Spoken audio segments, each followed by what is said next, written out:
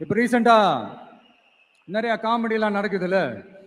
ஸ்டாலின் சாரும் இந்த மற்றும் பலரும் ஒன்னா சேர்ந்துக்கிட்டு இந்த கருத்து கணிப்புன்ற பேர்ல நிறைய அந்த கடுப்புல விட்ட கணிப்பெல்லாம் விட்டுக்கிட்டு இருக்காங்க. அதுல திமுக 300 சீட்டு ஜெயிக்குமா, மற்றும் பலர் 700 சீட்டு ஜெயிக்குமா? யோ, எங்கேயா இருக்கு இத்தனை சீட்டு? குருட்டா மேட்டுக்கு சும்மா அடிச்சு விடுறது. ஒரு தில்லமுள்ளுக்கு ஒரு அளவே இல்லை. 40 வயசுக்குள்ள இருக்கிறவங்க மட்டும்தான் விஜய்க்கு ஓட்டு போடுவாங்களாம். 50 வயசுக்குள்ள இருக்கிறவங்க மட்டும்தான் இந்த விஜய்க்கு போனா போதுன்னு ஓட்டு போடுவாங்களாம். இந்த 40 வயசுக்குள்ள இருக்கிறாங்களா இந்த ஓட்டர்ஸ், அவங்களாம் ரொம்ப கம்மியா.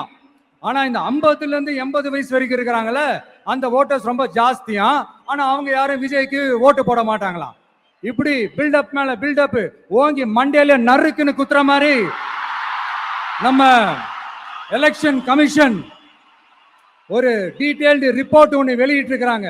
அதுல 40 வயசுக்குள்ள இருக்கிற அந்த ஓட்டர்ஸ் 2,37,00,000 சொச்சமா.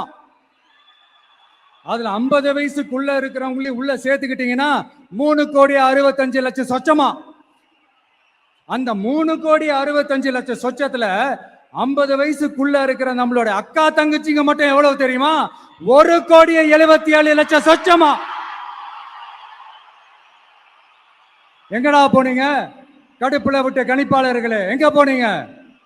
சும்மா டர்னா டர்ரு தான்.